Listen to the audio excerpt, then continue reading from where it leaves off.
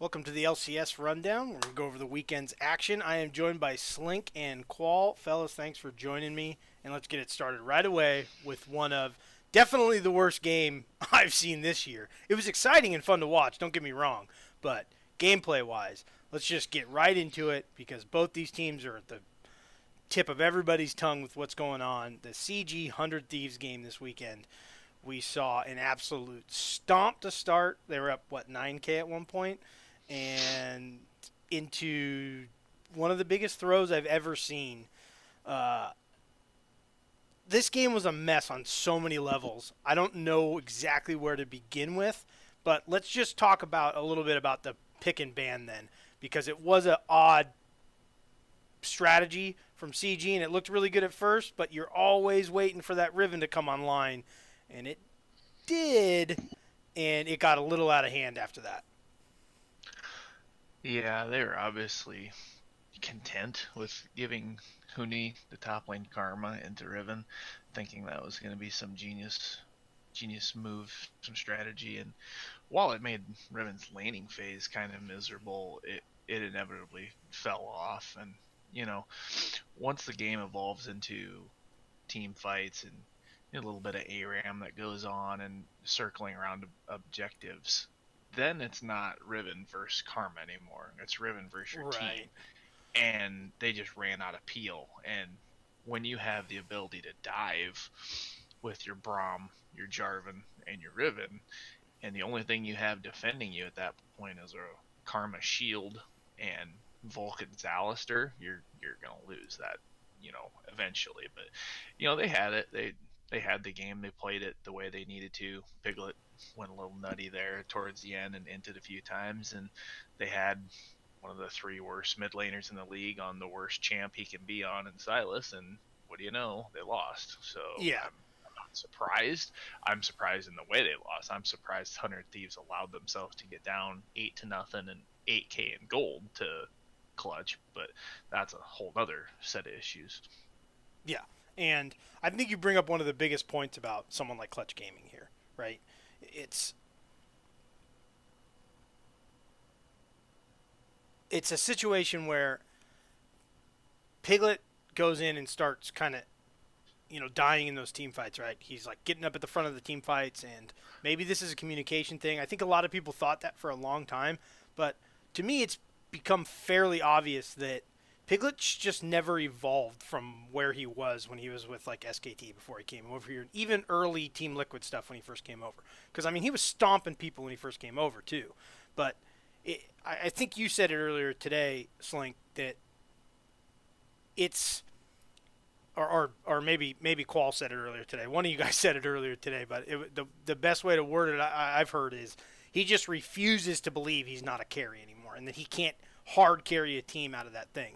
And it's not so much that he's mechanically not a carry anymore; it's that the game has evolved, but he hasn't evolved with it. He's still a really good mechanical AD carry, but some of these times when he goes in and starts trying to blast people, the game doesn't work like that anymore. You're when Vayne was doing that back in the day, there weren't all these crazy champions with just mountains of mobility in CC.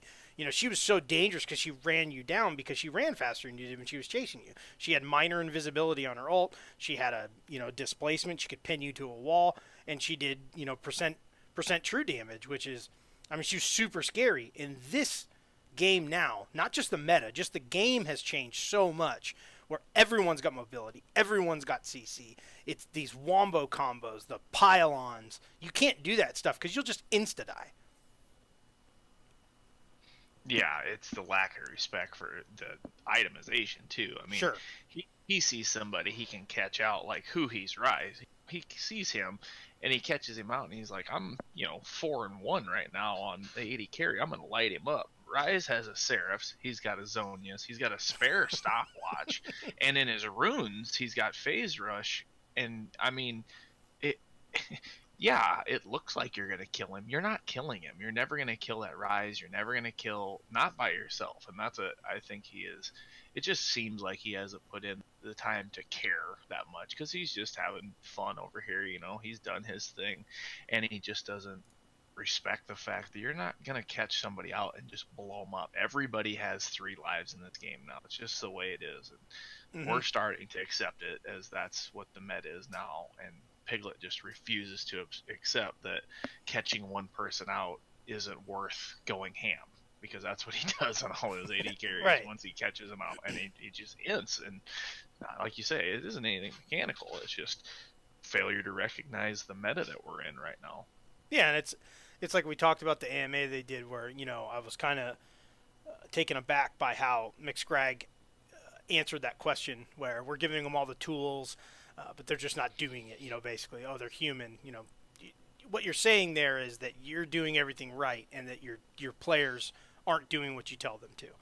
And as much as I talked about that on another thing, it's just very immature way to answer a question like that, and that might be some of their problems. They don't have someone there who's been through stuff like this.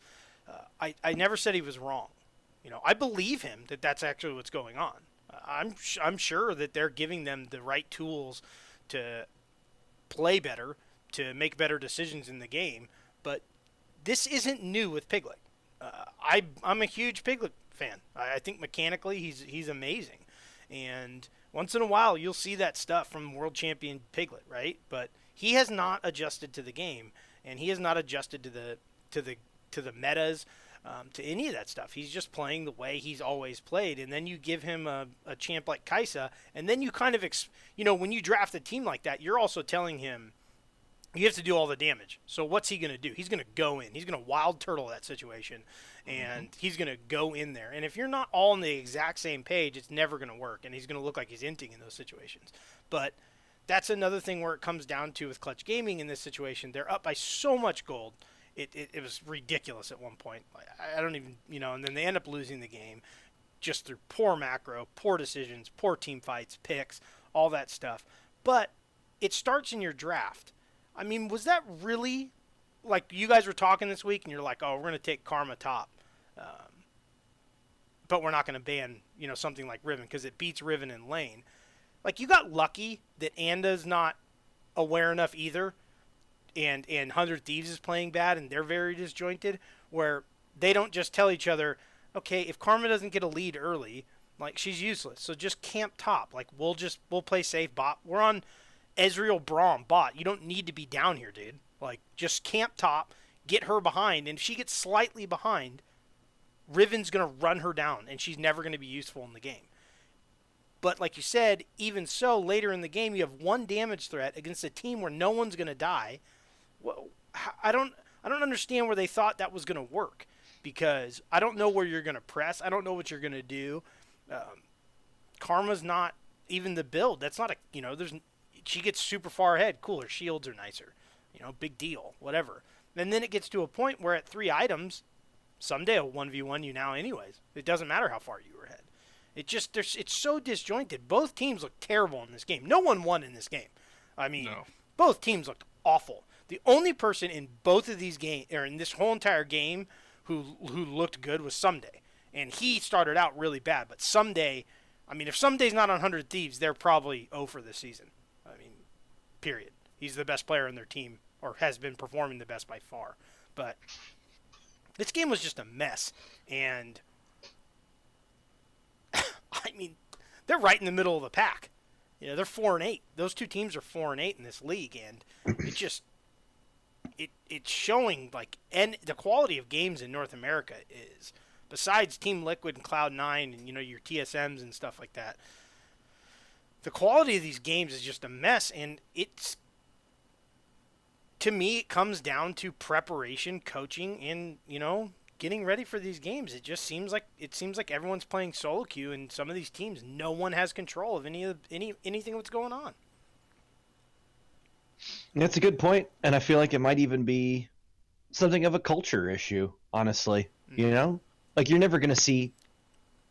Oh, well, I guess I can't say that for sure, but I can't imagine when Huni was on SKT or wherever he played in Korea. Right. We didn't see it when he was playing for Fnatic in Europe. We didn't even see it when he was playing for Immortals. not all that long ago. A little bit with Immortals. A little. I mean, he had some freedom to do it because yeah, a little bit. But at the same time, it was never quite this bad. It was never a karma in the top lane. Let's just go, And I think it's just a question of, in these other regions, it's more a job than it is a video game platform where you just, in North America, it's a video game first, right? Yeah, we're paying you to do it, but it's still just a video game.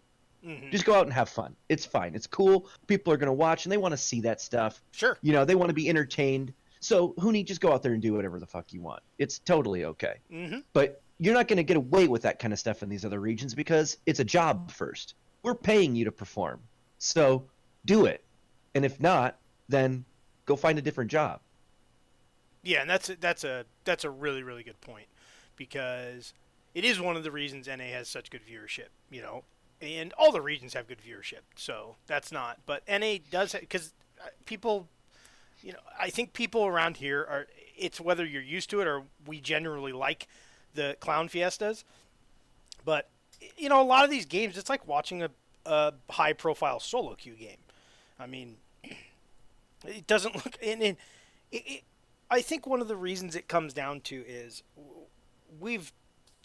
Slink and I have talked about this a couple times on one of our other shows too, is there are huge communication issues here. And that is part of the situation, right? Because there's two roads you can go down, right? So right now, Riot has a limit on the imports you can have, correct? So you can only have a certain amount of imports, and going forward, that's always going to cause a problem when you go internationally, right? Because your best players are generally imports. Not generally, they are imports. Outside of Double Lift and Xmithy, I mean, you're looking at mostly imports. And then they become residents and stuff like that. They change the rules to that stuff, but generally they're going to be imports. But a lot of these imports don't speak English as a first language, and they don't even speak English as a second language. They're learning it as they come over here. Those are huge communication issues in the middle, and the heat of the battle, stuff like that. It might be fine when you're in training, but when you're in the middle of a game that relies on so much communication, it's a problem. And I brought it up, with Optic, with what's going on there, because their their communication has looked poor in a lot of their games, right? But when you look at something like Optic, you look at the communication issues there. I mean, you have three people on the team, who are native English speakers. You have two people who are native Korean speakers, and I'm sure that Arrow obviously streams and he speaks okay English, and I'm sure he understands it fine, and he might not have a problem. But then their coach, is also French as a first language. You have three different languages there, like, all melding into like one thing, and you're trying to get communication through. There's stuff that's lost culturally, like you were just talking about in translation. You can have all the translators you want, but there's certain things that need to get through. And I think what's happening with that stuff is it brings in so many different ideas, so many different ways to play the game. It breaks it down into like this amalgamation of, or this mess of, we're going to kind of play Korean meta, we're going to kind of play EU meta, we're going to kind of play the Chinese meta, but we're going to have our own little thing in it, and it just turns it into like we don't really know what we're doing. Yeah, it's safe to say the biggest difference in League of Legends between being your solo queue hero and being a pro player is the team environment. It's why these guys aren't top to bottom 1 through 50 ranked players in the world. They're very good players, but they're not all the best solo queue players in the world, and then you take them and make 10 teams out of them. You have to be good at the team concept of the game, and then also be individually mechanically skilled. When you put a divide in that communication, it is a huge setback, and that's why you see teams like a Cloud9. They all speak pretty good English. They're all, yep. Aside from two of them, I suppose, actually are, American English speaking. So their plays and their goals and what they're trying to do are set up, really, really well. And I think it's why you see teams that are maybe not as talented over here beat some of the more talented teams every once in a while because they have better communication. Where we came into this expecting 100 Thieves to be really, really good, and they've dropped some games to some really bad teams, and a lot of it, you'd like to think is just communication based, that they're not getting the communication across. And we know for sure it's an issue with Optic, because they're Yeah. you see when they play well that they should be one of the better teams in this league because they have the carries to do it, but you also see them fall apart at the big moments in games when it comes to objective control or going to a Baron or an Elder, when to push and when to go in. And we saw it today really badly. They still won, but it's just, you can tell that they're lacking in that department, and it brings the whole league down. It's kind of tough to watch sometimes because they're making kind of basic mistakes. Yeah, and you and I did a thing on coaching and analytics in the North American scene. And I think, there's a lot to decry about that stuff. There's a lot to be like, hey, what the hell's going on here and stuff. But I also want to put it out there, too, that, I'm not saying that all of them are like that. There are teams to look up to at the end of the day when it comes to communication and preparation and doing things right. Your Cloud9s, your Team Liquids. Team Liquid, I mean, even if they didn't have great coaching and stuff, I think they'd be all right now. Because their communication's fine and they're just really talented. But, TSM, Cloud9, CLG, I think also too. But, Cloud9 is kind of like the poster child for this, right? They've brought in tons of different types of players in there. Sneaky's been there the whole entire time. He's been like the rock, the glue, to hold that team together. But Sven Skaren's been there for quite a while now. But a lot of the guys that come in there seem to fall right into place, no problem. Everyone's on the same page. Reaper's done a fantastic job there. And I think those type of teams should get more credit around here. You know what I mean? Those type of coaches and front office staff and stuff like that should be getting more credit and from, the broadcast. I think they should bring that stuff up more often. It's very clear for us to, the broadcast to bring up, it looks like there's communication problems or coaching problems or analytics problems with Clutch and 100 Thieves and Echo Fox and, stuff like that. But it doesn't seem like they give, and I know a lot of coaches wouldn't want the credit, but I think it's important to talk about that stuff, to let people know what's going on. And I think at the end of the day, a lot of this kind of misrepresentation of player skill, how good they are, where they belong and stuff is on the Riot broadcast, because they're controlled all by Riot, so they need to hype up fake storylines all the time, like this guy's like the monster from blah blah blah, and you're like, what? Like, no, he's not. Like, what are you talking about? Like, he's just, he's a solid pro. Like, that's cool, but they like make all this stuff up, and it's, I mean, even today, Ovely's interviewing Jensen at the end of that game, and one of the questions she asks, it's such a loaded question to try and get some fake shit talking. Trying to get Jensen to talk shit about Cloud9. And he didn't fall for the bait. He's just like, nah, we just treat it like any other game and get prepared. And I'm really glad he did that. But it's just such a cheesy way to do it and to push these things forward. And that's the type of, you're representing those players in your league too. That's the image you're putting out there for everybody. And if that's how you want your fans to look at the league and stuff, then that's fine. If you want to be like that and not be taken seriously in the rest of the world or at Worlds or at international events, then that's what you're gonna do. But I mean, look at the mid lane tier list they did today. Come on, like you're essentially just making jokes for the hell of it. You're putting Pobel above Crown. I mean, there's no world you can explain that to somebody. That's just ridiculous. And you guys know I'm one of the Notorious's biggest fans. I love the POB. But there is no world that he wins a world championship instead of Crown in that situation. Like, there's no way before Optic Gaming you could have taken Pobelter and put him on one of Crown's teams from beforehand, and they would have been the same team, or even close to as good as they were then. It's mind-blowing to me, but that's the narrative they're kind of doing to themselves. And I think the teams should be telling these guys, like, dude, what are you guys doing? You have a responsibility Like, I know you're supposed to joke around and you have to have your own ideas and opinions and stuff like that, but these aren't, like, this is just you doing this to, like, hey, let's get some controversy out there and make up some fake storylines. And that's how people are going to view your region. That's what they're going to look at, you know?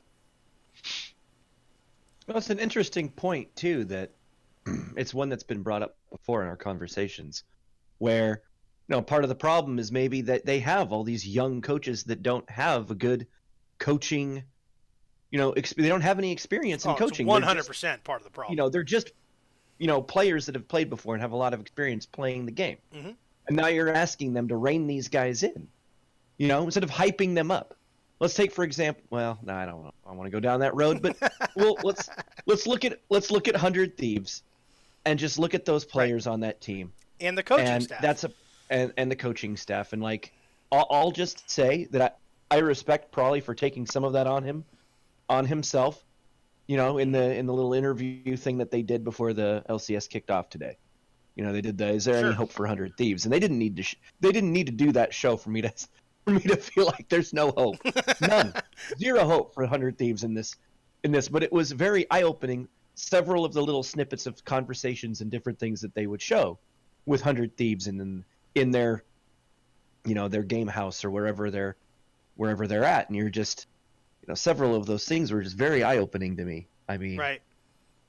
I mean, you talked about, just the reaction of watching Bang and Aframu interact with each other, right? Yes. Like, okay. That was, So interesting. I like Aframu. Yeah. Before I say all this, I like Aframu. You don't have to caveat it. It was an odd thing to watch. Well, it was odd because I don't know. Put this to where I'm not slamming Aframu real hard here, but you have a world-class, world champion AD carry, not understanding or politely trying to explain to you that you're wrong, and you're gonna argue that. Right. Who are you, Aframu? Now I know that the region as a whole, the coaching staff that you've been with, and everybody has probably been, spoon feeding you that the mentality that you're just this cerebral support character, this player that's just, making all the shot calls, and you're just the greatest shot caller we've ever had, and you're just this next level support. And I don't know that any of those things are true. Right. He's been on very good teams that will play as a team. Mm-hmm. And that alone is going to make you look good if you're the shot caller, because everyone's going to do what you're telling them to do. Might be the wrong call, but if your team is going for it and your team is talented, you're going to make that work, right? Yeah. Whereas where they're at right now, if he's shot calling, well, we can see where that's going when your team doesn't. When you're all playing a solo queue game. Some days playing solo. Trust yourself and only. He's given up. And only yourself. Well, for sure. And then you have Huhi, who we don't even need to go down that road. Yeah, I mean, just play-wise this season, I mean, not in general, but play-wise this season, he's been the worst. My point specifically was I can't understand how you would argue with Bang, who's clearly telling you something. Now, I don't even know what that conversation was about. You didn't get enough of the conversation. You just saw the snippet. Sure. But it was written all over Bang's face. No, but I mean, I don't understand why. When you brought it up today, we're arguing. I watched it too. When you brought it up today, I immediately knew what you were talking about, right? And yeah, we could be completely wrong about this stuff. We don't have a lot of information about that stuff, You're right. And we shouldn't have a lot of information about this stuff. That's between them, and that's for them, and that's their business in that sense. But trying to take educated guesses about that stuff and what's going on in those situations, and trying to convey maybe what might be going on in those situations from an avenue of being in those situations.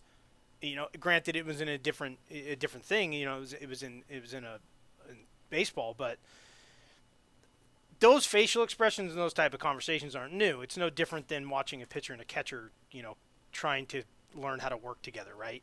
Or a shortstop and a second baseman trying to learn how to work together. And a lot of times, you have one guy who speaks English and one guy who doesn't. That is not a very uncommon thing in baseball. eventually, as guys get up, and they learn how to either speak English, and a lot of guys learn how to speak Spanish too, but that is not an uncommon thing at all in baseball. We're very used to that type of thing. And it's also not a barrier or an excuse to something not working, right? Eventually you have to get together and maybe Afro had a point in that situation or something, or maybe he, whatever was going on there. It was just seeing it. I agree with you. You're kind of taken aback of like, what is really going on here? Is this what's causing so many of the problems just in their day-to-day playing? I mean, Bang looks miserable on stage.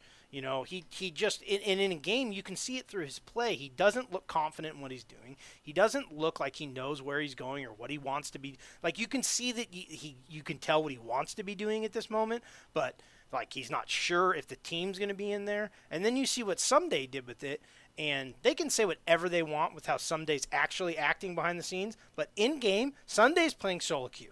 He's like, I don't care what you guys are doing. I'm going to 1v9. I'm going to go do whatever I have to do. I'm going to split push. I'm going to 1v1 people. Ask Haunter how that felt today. You know what I mean? Like, there is a huge disconnect there. And if changing players out is going to fix that, then you need to do it. But you have to start at who's in charge of these people and bringing them together. And that's Prawley. And right or wrong, it doesn't matter. That is Prawley's responsibility and that staff with him.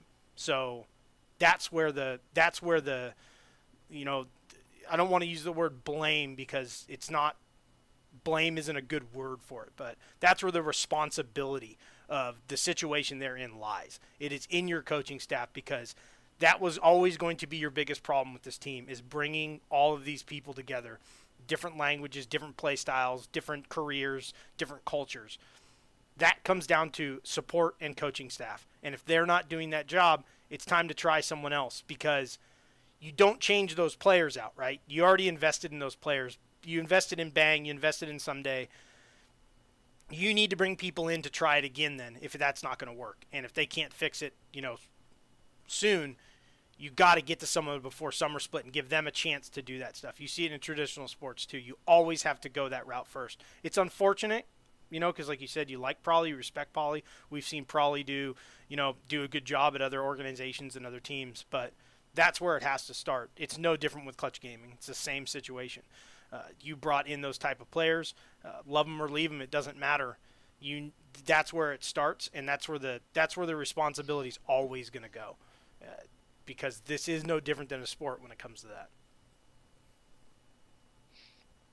Yeah, bringing in a new person to play isn't going to solve your issues either. Agreed. I mean, if communication's already your big issue, bringing in somebody else that hasn't played with any of them yet to try and communicate, and God forbid bring someone else in to try and shot call, that's never going to work. So this is the lineup they have to stick with, and they just have to do better in-game communication. It's just going to take time. Maybe in the summer split they'll be better, they'll be more used to each other, but they should have never lost their game today with the way it was going.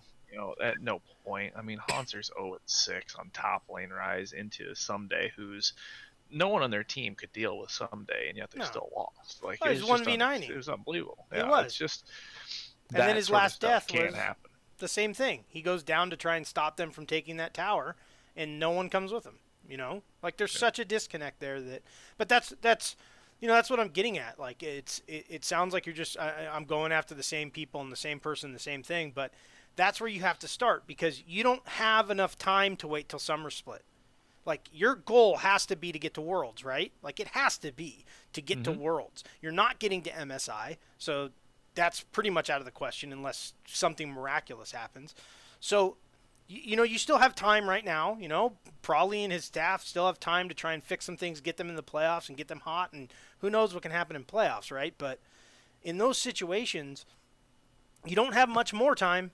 If you're an organization and you're trying to get to Worlds, you don't have a bunch of time to be like, okay, we're going to let this try. Because if you get to summer split and summer split starts bad, and then you try to bring in a whole new staff, well, then it's going to be a complete shit show. It's going to be an absolute disaster.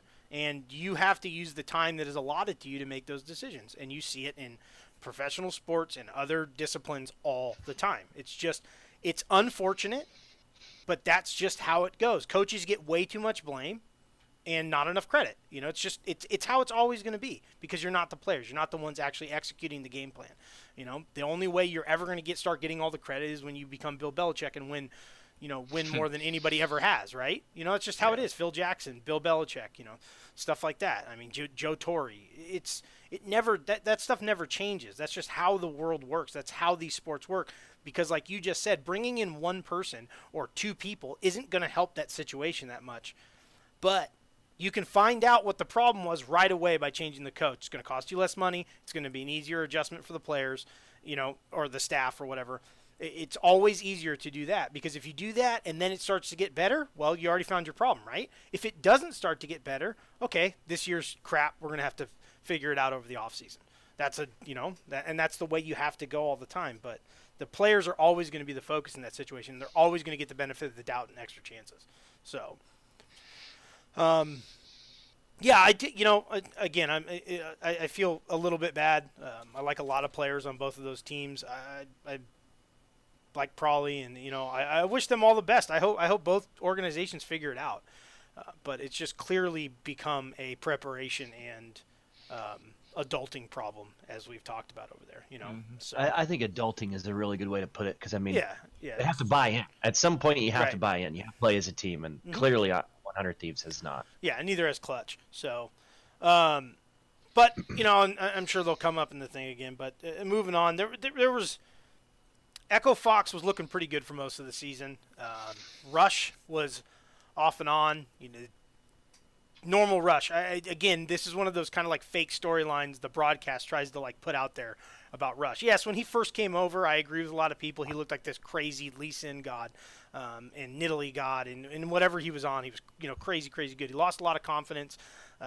Seems like a lot of stuff happened internally, mentally when he left Cloud9, and he seemed like he was very down on himself. He's very hard on himself, and I think it's just caused a lot of pressure to put on himself. I think this was a really smart move by Echo Fox to get Panda in there and let Rush just kind of have some time off to figure some stuff out maybe. But even with Rush out of there and even with Rush in there, after the beginning, they've looked really, really bad. Maybe the worst team in the league on the Rift. I don't know what else to say about them. I mean, they had a pretty big lead on TSM, and then they just had a huge Baron throw. And then I mean, Solo today, he looked like the worst top laner in the league. I mean, that solo kill under tower against Huni looked like, that looked like a challenger versus a gold player. I mean, he got caught under tower, he got poked, he walked forward through his W, got poked some more, and then tried to walk backwards and just died. Never did any damage. And then a team fight happened. He's out on the side. Huni throws a W at him, and then both of them get stunned. He's right over the wall with him, and he just stood there. Like, nothing happened. His whole team dies, and then he goes in like 1v4 and just dies. Like, I don't know what's going on there. Maybe you guys saw something different from me, but this team just looks in disarray. I don't know what's going on there right now. Well, I saw a team that got beat by the worst team in the league, 15-1. Yeah. I mean, that's that'll Yeah. that sums up their Crushed. day. I mean, we don't even have to talk about picks, bans, or coaching or anything. They got beat 15-1 by the worst team in NA, maybe the worst team in the world as far as the power, Yeah. leagues. Right there with Rogue. I mean, Clutch has been just horrible off and on. And they beat them 15-1. They got one tower. Yeah, they smashed him. I just don't. That was just a failure across the board. And yeah, I mean, I think Panda's played pretty well in his games when he's fine. he came up. He played Jarvan both games, so I don't know what else he plays exactly. And I see he played him with Hail of Blades, which I've seen but the he solo played queue. him. quite a played bit. him with Execute yesterday, and then played him with Hail Blades today. So maybe he saw something in the other team's comp. But I guess Smithy played it with Hail Blades too. So if It's the Smithy's dueling doing it, it must potential. be something you can do. Yeah. So, but that not that rune would have changed anything. No. But point being, he's they brought him up because he's different than Rush, and he's played okay. But I think a lot of Rush's problem is this meta. I've said that before. Mm-hmm. I mean, Rush is a 2-camp, lease in, insta gank, make a huge dive play under tower and get a lane ahead and get the glory. You don't get to do that anymore. You only get to do that with Nunu because you got a cheating giant snow. Like nobody else gets to do that. Yeah. You have to farm up and basically dive with 3 stopwatches to make a good play as a jungler, unless someone does something really stupid, and that's just not. There's a lot of junglers that have struggled in this meta because of the lower XP, and you can't counter jungle as effectively because you're always so far behind. And if you get caught out on a word by a mid laner, you're dead. Yep. Any mid laner in the game can kill the jungler now at early levels because they're so far behind.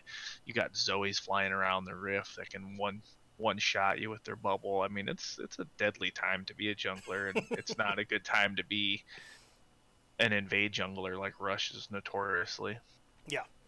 Yeah, you got to gank constantly now, or fight. That's the only way you're going to keep up an XP with the mid and top laners. It's just there's no other way around it. Even if you're doing your best job of keeping up with XP and even snaking some lane XP and stuff like that, your lane proximity has to be almost constant. It has to be like one camp lane, after your initial kind of clear, because otherwise you're going to, that first river fight, that first skirmish, you're going to be 2 levels down from the mid laner. And if your mid laner doesn't have priority, like you can't fight for Scuttle. Scuttle's way too important. The meta, the whole entire game is so different for someone like Rush. You know what I mean? He can't, the Scuttle changes are just, the Scuttle crab is so stupid. But, I agree. I thought Panda looked fine. He looked all right, but they just look so disjointed and out there. Solo's just I don't know what else to say about it. Like, I can't say that he's the only one losing him these games. They all lost the game against Team Solomid, but Solo's he just looks very, very outclassed right now, and I don't know what they can do about that at the moment. But some of these teams have got to start looking into their academy. They have to. They have to start looking at what they have, what they can do here. We were talking about 100 Thieves, what they can do. CLG, which we'll get into at the point, but you got to start looking to some of these academy guys to start. It's not going to help your overall probably macro in those situations, but just individual decision making and lane play at least maybe give you a chance a little bit better, because they should have destroyed TSM. They're crushing them. Broken Blade finished 0-4. Cadian was 0-2. Bjergsen was 1-2. Sven was 3-1, and they won the game.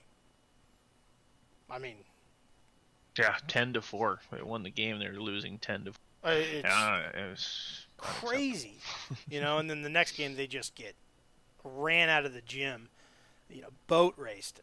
They have one, like you said, it's 15-1 in kills, and Solo's 0-4, not even an assist in the game.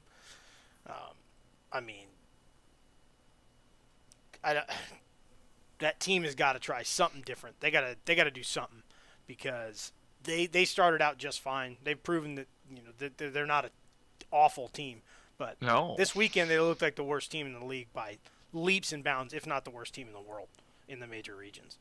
So I don't know where they go from here. I really don't.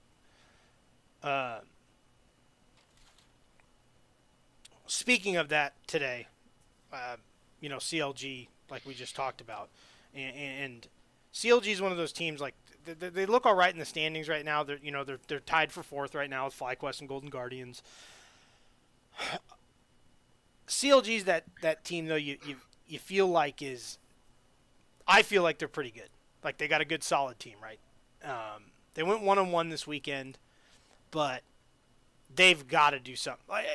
They Wiggly has been their weak link by far, and they have Moon down in the academy. I can't see Wiggly starting. Like, if I don't know how Wiggly starts next week, you got to bring Moon in there and do something, because he is, when they lose, it is usually through him, and they're not winning through him at the moment. And the rest of their team, I think, has looked pretty good, and they have one of the better bot lanes in the league.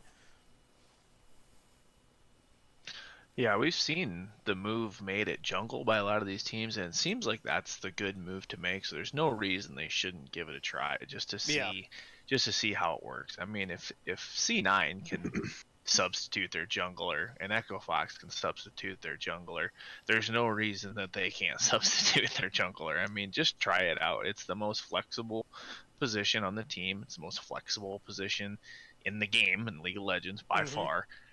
Why not? I mean, yeah, give it a try, see what happens. Worst case scenario, you lose. I mean, you're already losing. Like, just see if it helps, because he's made some poor decisions this year. He struggled, and I mean, I don't even think it's that big of a shot to a guy's confidence when they're, relatively new and don't have a lot of experience or success to, sit him out for a weekend, let him watch. They can. People say that you learn the best by coaching or by teaching. Well, in this, let him sit out and then talk to their sub afterwards, and he can tell him some stuff. You might be surprised how much that would help Wiggly in his gameplay if they would do that instead of hurting him mentally. I think it would actually help him quite a bit. Yeah, I agree. And one of the best junglers of all time in the history of League of Legends, Bengi, did it, for a whole entire season. Well, season and a half, really. He would sit out and come in, and Bengi, he talked about it. He liked it. You get to see how the game's going. If they're playing good, you leave whoever's in there at the time, Blank or whoever was, in front of him at the time, and okay, everything's going good, leave it alone. But it allowed him to come in. Look at that Worlds performance when he came in. Nidalee and Lee Sin, and you're like, what's going on here? But he's got a look on the game. He gets to sit out and see the whole entire game. He's not in the game, and I think that's a really good point. Maybe start Moon on Saturday, see how it goes, and then just have a plan that we're going to start Wiggly on Sunday no matter what, and let him go through that game. And then, like you said, Moon's got a lot of experience too. He's not like a new player, so that's a great guy for him to kind of, mess with and talk about. Why'd you make this decision? Why'd you do this? Good or bad. And maybe Wiggly can take something like that, because you're right. It's not mechanically he's terrible. He wouldn't be there if he was terrible mechanically, obviously. His decisions, though, starting with what we talked about the first week, that Draven. I mean, you're running into that Draven and cashing in it, and it's been downhill ever since then. Just those type of decisions, like, they're just inexplicable. Like, dude, what are you doing, Wiggly? Why are you even there? Going in, going out, going in. I don't know if I should be here. I don't know what's going on. And then he's dead. And you're like, Jiminy Christmas, buddy. Like, well, I agree, and I do feel like, I mean, that's the whole reason why I have an academy team in the first place anyway, yes. Right? Mm-hmm. Is that you have those players that you can pull up and sub in and sub out. If someone's got just a bad look, bad week, whatever, going through something, who knows? Yeah. Just set them out for a day, like you were saying, and something. Let them get the bigger picture to a degree. See it from the outside looking in, and then you can get back in there and mix things up a little bit. Yeah, exactly. That's a really, really good point. It'd be a lot better if they played 3 game series. They played best of threes. That would help. Yeah. Oh, it would. It would help a lot. Again, absolutely. I don't think Riot's too concerned with North American LCS actually being good on the world stage. We've talked about it before. If they were, they'd be playing 3 game series, and they'd be playing way more often. But they're not as concerned with that stuff. And if the teams in the league voted for this to be like this, that is proof that this has become the retirement region, right? Like, they don't want to change it because, the Koreans are calling their buddies back in Korea like, no, dude, in a couple of years when you're done, you got your world championships and, you've played all your stressful games. Come over here. You play 2 games a week. You just kick back, get paid a ton of money, hang out, stream. You know what I mean? It's all good, dude. Don't even have to win. Don't even have to win. It's fine, man. Don't even worry about it. Pretty much play whatever you want. Yeah. I mean, did you see what Huni played this week? Yeah. Who's the coach? Who cares who the coach is, man? I don't even know what he's saying. Kid. I don't even speak his language. he's like 22. The guy peaked Diamond 1. Let's go. Mm-hmm. Like, it's that's fine. If that's what this region is going to become, then I guess that's what it's going to become, because that's in NA it looks like that. you know. And if you think it looks differently, I would say you're slightly delusional about how North American LCS works. But if you're outside of the region, I mean, if you don't believe me and you know you're a fan of the LCS and you don't believe me, go watch the Korean cast sometime. Go watch the Chinese cast. Go even watch the EU cast. I mean, we are the butt of all the jokes.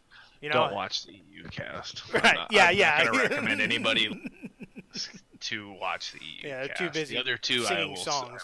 I will, but not that one. Yeah, I mean, Papa Smithy's the best. You know, he's the best color listen to caster in the him. world. He's the best. But I mean, you listen to them, and they're always making jokes about NA. Do you watch NA? Oh, they laugh. You know, why would we watch that stuff? You know what I mean? Like, but it's not tongue in cheek. It's very serious. Like, not serious. Serious is a bad word, but they're being very truthful. That is their opinions. LS does not hold back on his opinions. So, and I mean, they're always making fun of it. And if that's how it is, that's fine. But okay, if that's how it is too, then you need to embrace that craziness. You know, you need to embrace that meta and stop playing fucking Ezreal and Lucian every game, because it just doesn't work here. The team fights aren't clean. They're not, you know, the gameplay doesn't work like that. Play crazy crap like Clutch Gaming. Screw it. You know what I mean? Whatever. Put Cassiopeia top. Why Cassiopeia wasn't banned in this game is beyond me, but ban Silas, you know, because he's so dangerous. But, I mean, just play stupid shit. Just play dumb shit. I mean, Jinx and Tristana aren't dumb, but they should be in every single game in NA. I mean, Jinx would be excited for 24 out of a 27-minute game. Like, just constant fighting and crazy, disjointed team fights, and embrace the nonsense. Stop trying to play like everyone else, because you don't practice and try hard enough. But, yeah, I just, you know, CLG, I think they have a really solid team, you know, as far as that goes. You got a little off tangent there, but, I mean, they got Dardoch top, they got PoE mid, and again, Stixay and Bio's a good bot lane. They've played well together. Stixay's always been solid. Bio's always been solid. Their only glaring problem has been Wiggly, and it's been him getting caught out or picked off. I mean, you know, we like to joke with the word, you know, he's inting again, but I mean, he was inting again today. Like, got caught out so many times. And I just, you know, you got to do something there in that situation. I think that it'll give them a good chance to really step forward, because they're in a solid position to make playoffs, just like every other team in this league is. Yeah. Never ends. They're all in it. Yeah, everybody's in it, you know. TSM goes 1-1 this weekend. They've looked good. TSM's looked solid. You know, really they should have gone 2-0. They hard through against Cloud9, big time, just big time. Bjergsen was phenomenal in this game. Nico top looked pretty good early, but you can't. Again, Cassiopeia is in the game, so good luck. But your counter to, I guess it's not a direct counter to it, but your idea for late game fighting was, or team fighting was, you're going to take a Varus and let them have Cassiopeia. Yeah, no, that's never going to work. Cassiopeia is way too good to be in a game right now. I'm going to keep bringing it up because she's ridiculous. She controls team fights. She controls ground. She controls areas. She moves. She's fast. She does % health damage. She heals herself. She has a dot. Her ult is crazy CC. I mean, she is just out of control. And how she gets through the ban phase, you have 6 bans between 2 teams, and she's getting through. I mean, she's just carrying late game team fights. And if she gets ahead early, I mean, forget it. She's just ridiculous. I think it was a huge error by TSM today. I thought their draft was awful. Yeah, they tried to draft a full-on poke comp, and it did work. I mean, I will say it worked. I thought that was a terrible jungle choice for Acadian, not by Acadian, but for him. Yeah. If I'm playing Nico, Zoe, and Varus, that's not the jungler I want, because his big initiation is a barrel that moves everybody. Mm-hmm. Well, that kind of defeats the purpose of 3 skill shot champions trying to poke people down. And Nico. In my opinion. So I would like to see him on a little different jungler. There wasn't a lot of jungler bans. I mean, realistically, there wasn't any technically. Uh, the Yeah, Jacks and the there's two Riven, flex ones. they weren't. Yeah. And Jace, I suppose. Uh, yeah, he had his pick of the litter, and Svenskeren takes Kindred. So I mean, he Yeah. really had his pick of the litter. That's not Mhm. the best, I don't think. Anyway, maybe he's a super good Gragas, but whatever. I just didn't like that pick. But they were winning the whole game. They just threw, so it's really hard to nitpick the game when they were winning it from start to finish. They just, like the caster said, and I'll give credit where credit's due, when they are right on the rare occasion. They played a poke comp, and then when they got him down inside their base, they split. They split 3-2, and Sven got caught out and killed. And then Berg did make a mistake. He ulted in when he shouldn't have. He got caught. He didn't have his flash, and you only get one mistake at the 40-minute mark. Yep. And they made the mistake, and Cloud9 ran it down mid and beat him. So they only made one good play in the whole game, really, and it ended up winning them the game. So you got to be a little more careful. But this draft reminds me a lot of what Clutch was doing with their Karma top. Like, the Nico top is cool and all, and it's gonna win lane. Sure, it won lane, but I don't know why we're forgetting that eventually these games always have to come down to team fights. And I know Nico's ult is really good and everything, and she does some cool stuff. But give me Aatrox. I'll take Aatrox all day in a team fight against a Nico. That's, it's 10 out of 10. I'm always taking the Aatrox. And so good job. You won lane, Broken Blade. Cool. You didn't out farm him, but I mean, you won lane. I'll give you that. And then you got dumpstered in every team fight that was next to an objective because they had an Aatrox and a Cass. I mean, it's bad. Sven's stat line looks better than it was because, like you said, the Varus just isn't. If it was that good, it'd be getting played a lot more than it is. It's not that good. It's okay. It's not that good. So I didn't like that at all. The Varus is completely inexplicable to me when there's things like Tristana, Jinx, even a Caitlyn in the game, right? Like, I mean, you're not building like the lethality poke build. Like, okay, cool, but there's a reason that stuff doesn't get played. Like you said, there's a reason it's not getting played a ton. The percent health build from Varus, sure, if the other team's tanky, but they're not. So, I mean, that would have been pointless to build that. But again, I'm just gonna keep bringing it up because I do not understand how Jinx isn't in every one of these games. NA games are, even the good teams, they're sloppy. Teams don't close out games very fast. They don't seem to know what to do or when to take Baron or when to do this or when to press this lane or when to ARAM and when not to. There's a lot of stuff. They just don't seem to understand how to finish games properly because this game went 41 minutes. They're kicking the crap out of them, and it still went 41 minutes. Who wins at 41 minutes harder than Jinx does as an AD carry? I mean, you could argue Kai'Sa in certain situations, right? She does some crazy stuff, but nobody does what Jinx does in those situations. She just got super buffed because of the items. Now, I know solo queue does not relate to pro play. In fact, they're two completely different things. I get it.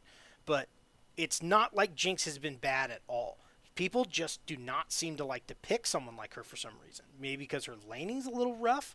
Because she's not real mobile. Mobility is all about it doesn't have a dash. You can't play her. Who cares late in these games? You get in a team fight and she gets one excited, the fight's over. End of fight. Especially when you have 4 other people on the team who are on your communication there to protect you. It's just it's inexplicable to me that Varus was your pick there. But again, like you said, they were winning the game too. So it's it looked good until it looked bad, right? It was winning until it lost. It's one of those things. I still think TSM's third best team in the league. I mean, yeah, they went 1-1 this weekend, but I still think Cloud9's going to win this split. I think they're going to win in the playoffs. But TSM's looked good. Acadian's comment about everyone thinking we're bad is it's really looking good. TSM's looked really solid. I mean, their other game was great. They played really well. I like that team a lot. I wasn't a huge fan of that draft, and But like we always talk about, hindsight's 2020. I mean, I get to say that now, but I didn't like it at the time either. But I mean, TSM was losing their first game too, so it's interesting. They won the game they shouldn't have won, and then they lost the game they should have won. So, but that's NA. That's LCS. That's how this league gets played.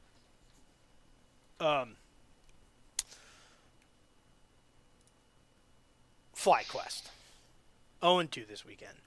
The fall from grace has been hard and fast. I'm not entirely sure what it really is. I don't necessarily feel like they're. I don't think they're a bad team by any stretch of the imagination. But I mean, they basically got perfect gamed by Counterlogic Gaming. Essentially, I mean, what was that? 10-0 or something like that? No kills on anybody. Yeah. Yep, 10-0. Yeah, Viper on Riven. We talked about that. That was a bait. They baited them into that. Darshan was going to pick Jax into that every time, and he just stomped up there. I mean, it was ugly. Yeah, again, this they always joke around about NA Jace. The joke, NA Rengar, NA Jace, stuff like that. Where's NA? Where's the talk about NA Ezreal? I mean, who in our league besides Bang and Double Lift is good on Ezreal? I would even argue that Ezreal's not anywhere near Double Lift's top 580 carries. I mean, no chance. But, I mean, besides Bang, who's good on Ezreal? Why is he such a power pick over here? That gets back into that meta thing. Why is he so powerful over here? I mean, he might be in other regions where they're much better at him, but it's not like we have this laundry list of 80 carries here who are just Ezreal gods. I mean, right. Jiminy Christmas, we have more. I mean, they don't play to these guys' strength. They're trying to play a meta that doesn't exist for them. Again, Wild Turtle looked awful on Ezreal. I mean, they don't do anything with that champion over here. I don't know why he's such a popular pick if you're not Double Lift or Bang. But even so, I mean, Bang's looked horrible on it too because the team's so bad. But FlyQuest, I don't know. They're Wild Turtle incarnate. I mean, they're either going to stomp you or they're going to lose inexplicably. And I don't know what can they even change anything? I mean, do you think there's anything they can possibly change to fix this stuff? Because I mean, according to the desk, according to Marks, Pobelter's better than Crown, so they should have beat them today. I mean, Pobelter really outplayed Crown today. I mean, that was clear and obvious. Jiminy Christmas, Marks, clean it up, dude. Clean it up. One time. Or just leave. Yeah, just leave. Yeah, that's fine too. Would be better. Just leave High up there by himself. I mean, Marks just says what High says anyways, and then says silly things like Pobelter's. Look, whatever. I love the notorious POB, but I think if you were talking to Pobelter one-on-one and no one was listening and he didn't have to do it for the cameras and you asked him if he was better than Crown, he'd laugh. FlyQuest that was them today, Turtle was 7-4, he's, popping off the game before. Is there anything they can change? Do they need to change anything, or should they just embrace it like a poor man's vitality, basically? Yeah, I think that's their. It feels like that's them. They're wildly inconsistent, and that's just how it goes. I mean, but to their credit, they're gonna play how they play. Like it's either gonna work or it's not. It's like you said, and it's very Wild Turtle-esque. We're going hard in the paint, yeah. And sometimes it works, and sometimes it looks really bad. Because I would honestly say that I didn't feel like Optic really won that game either. I mean, they won the game. The next is, someone's got to win the game. But holy moly, both those teams looked pretty rough. Arrow had their moments. Arrow was having the time of his life. Control. Arrow was having the time of his life today. He's getting sped up by Crown. You know, he had Big there to keep him safe. I mean, he was having the time of his life. He had Meteos, you know, with the tremor sense running around. I mean, that mid lane for like those like 5-6 minutes, every person who came within vision, he would sprint at them and just start autoing them. Like he was having the time of his life. It was great. It was hilarious to watch that. It Arrow was looked a like great game to watch. It really And was. Highly entertaining. It was. When Big wasn't swallowing Arrow Oh, with the God, Big. revive, with the Cillian revive on him, I felt like Optic looked pretty solid. But man, that happened like twice, and It you're happened just twice, wondering, dude. like, what are you doing? He Like, I doesn't know get what it. he's I doing. get the you know, the not having a lot of. I mean, the communication thing. We've gone over that so much, but I mean. Yeah. Still, That's not it's a communication. revive on your 80 carry. I mean, That's a visual even I know cue. I'm not You going can see to it. eat that guy. Let him die. Let it do its job. Ugh. I mean, Arrow sold his boots at the end, which he should have, because you know you're getting late in the game at this point. And you had Cloud Drake, so I mean, the movement speed was going to be fine. But he bought a GA. I mean, he could have bought a Bloodthirster. He could have bought anything for some extra damage there. GA gives you some damage, but he bought GA just for that. Like, just stop picking me up. Don't pick me up anymore. I'm running in there. I'm fighting. You leave me alone. Don't. Just stop. And it's what we've been talking about a little bit with them. I think that's another one. Like, the Optic likes to tout this 10-man lineup thing, okay? And they've done it in the jungle a little bit, you know, with Dardoch coming in to play against, you know, his former teammates and stuff like that. But Meteos has looked really good. Dardoch's looked really good when he's played. Crown and Arrow are never coming out of the game. So, I mean, down to an 8-man lineup. Here we go. But I some of these games, you just, like, is this going to be Gate's chance again? Because Gate looked really good when they first started. Now, granted, he wasn't with Arrow when that started, so maybe there's a comfort there for Arrow, you know, in lane or something like that. But, I mean, those are two pretty big mistakes today. And they're not the only mistakes Big's been making. He hasn't played real well. Him or Dokla haven't played very great. Dokla had a good game on Kennen today, but that was kind of late, too. He had some good, like, team fights in there. You know, I don't know if they need to try everything. It's just that they're the ones touting it. So why haven't they been trying it in those two roles? I mean, as much as I think Dardoch's played fine, Meteos is kind of one of the least likely guys you would sub out of there. Maybe try Gate or you know, someone up top. But yeah, he did it twice, and you just kind of have to laugh at it. Like, you know, you just feel like he's panicking in those situations so hard. Like, he's just spamming buttons. Like, oh my God, I got to fucking pick somebody up. I got to eat somebody. I don't know what I'm doing. Where do I put my hands? Like, and that's what it looks like in those situations. But getting on to Optic, yeah, I think it is pretty clear that, you know, I mean, I would argue putting any of the mid laners above Crown's pretty silly. By their criteria. I mean, you know, a couple of them said, oh, well, they're on bad teams, but they're still playing well. Well, Crown's on a pretty underperforming team, and his stats are pretty crazy. Yeah, he's died the most, but, I mean, his team is just dying all over the place. What else is supposed to happen there? I don't think you can argue mechanically Crown isn't better than every mid laner in the league.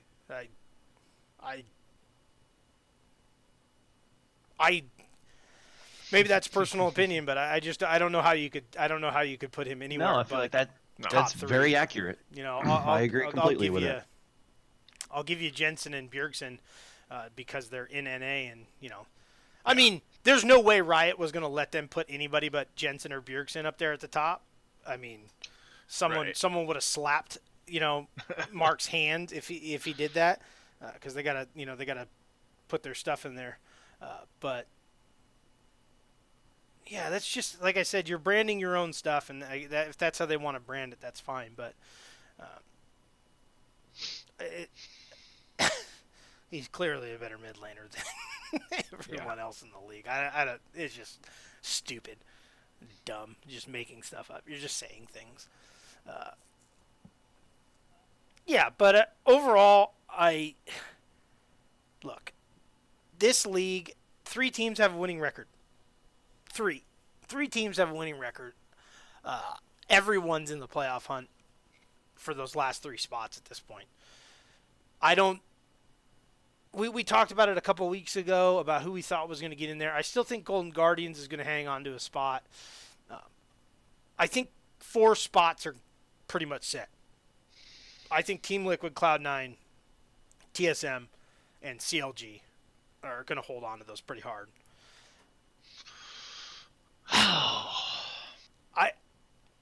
I could see Optic sneaking in there maybe.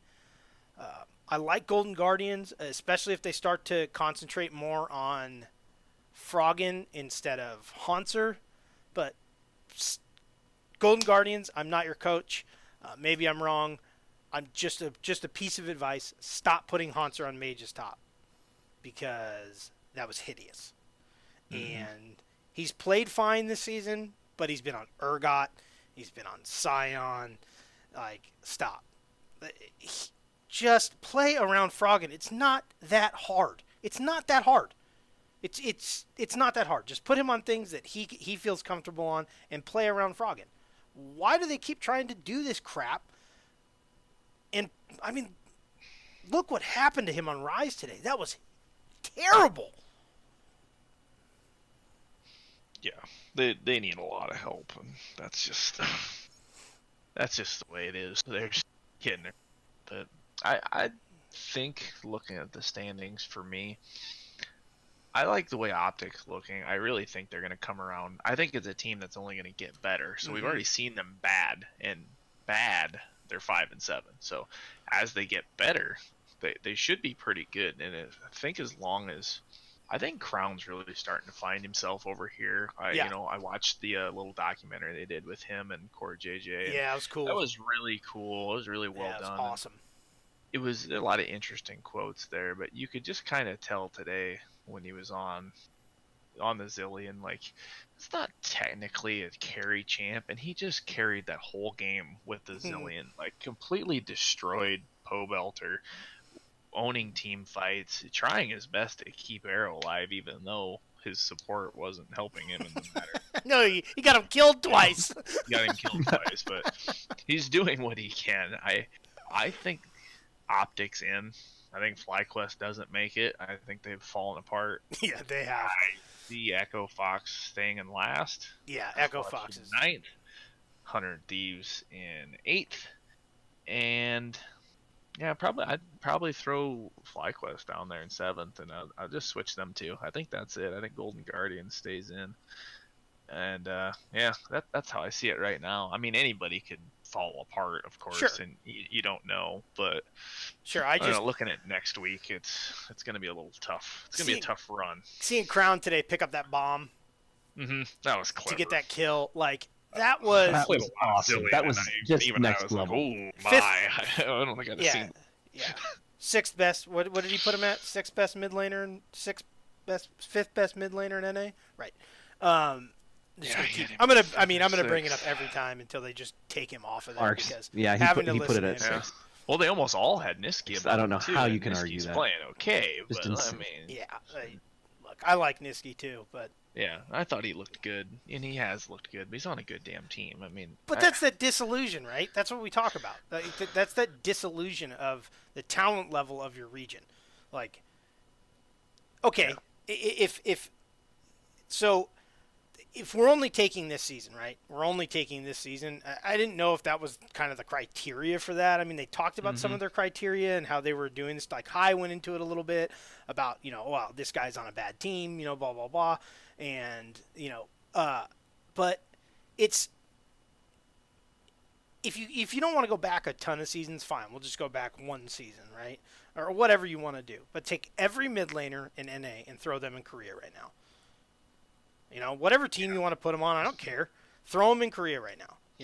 Just take every single one of them in Korea, and if you can tell me with a straight face and explain to me that they will do as good as Crown has done historically over there, then I'll listen to your argument. Okay, that's my point. So it's a fun thing to do. I'm glad they did it because you want to see stuff like that, right? I was very interested in High's thing, on there because Mhm. he's never one to mince words of why he does things. And he's been like we've said before, a breath of fresh air on that analyst desk. But he doesn't get to talk enough because the guy on the right hand side, who shall not be named anymore, just never Yeah. shuts up and is just saying the same. I don't know, whatever. I